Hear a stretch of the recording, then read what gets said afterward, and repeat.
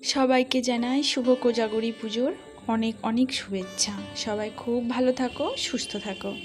আজ কোজাগরী লক্ষ্মী পুজো, তো আমি বাড়িতে যেভাবে ছোট্ট করে নিজের মতো করে আয়োজন করে লক্ষ্মী পুজো করেছি সেটাই তোমাদের সঙ্গে একটু শেয়ার করলাম। প্রথম দেখো, একটা ঘটে একটু গঙ্গা জল নিয়ে নিলাম, 5টা আমের পল্লব নিয়ে তাতে একটু সিঁদুর দিয়ে সেটাকেও ঘটির মধ্যে দিয়ে দিলাম। তারপর একটা হরিতকি, একটা টাকার কয়েন, একটু আতপ চাল, একটা কাঁচা হলুদ, এগুলো নিয়ে জলের মধ্যে দিয়ে দিলাম। তারপর একটা পান পাতার উপর একটু সিঁদুর লাগিয়ে পান পাতাটাও দিয়ে দিলাম। আর দূর্বাটা দিতে ভুলে গেছিলাম, সেটাও শেষে দিয়ে দিলাম দূর্বাটা। তার উপর একটা কলাও দিয়ে দিলাম।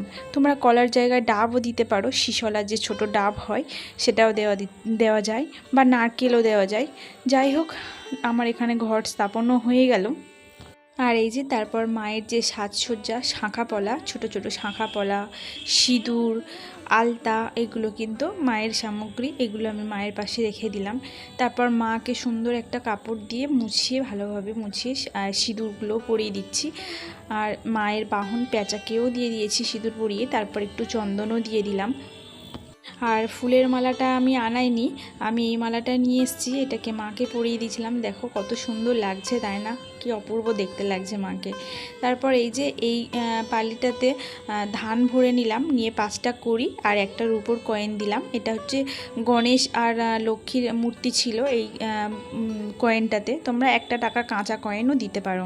তো যাই হোক, তারপর দেখো আমি ঘরটাকে সাজিয়ে নিচ্ছি। বেলপাতা দিলাম, এখানে সিদ্ধিদাতার উদ্দেশ্যে পইতে দিলাম। তারপর চাঁদমালাটাও লাগিয়ে দিলাম, আর একটা লাল চেলি কাপড়ও দিয়ে দিলাম। আসল কথা বলতে গিয়ে না, আমি সেইভাবে পুজো পার্বণ জানি না, আর আমার বাড়িতে কখনো ঠাকুরমশাইও আসে না, আমি নিজের থেকেই করি যেটুকু করি।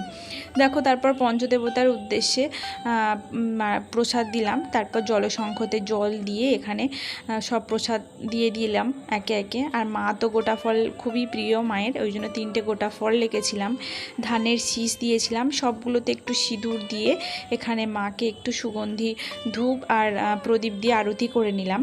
আর আমার কাছে পঞ্চপ্রদীপ কোষাকুষি এগুলো ছিল না, তো এই দিয়ে আমি পুজো করলাম। আমার পুজো পাঠ কেমন লাগলো জানিও। সবাই ভালো থেকো।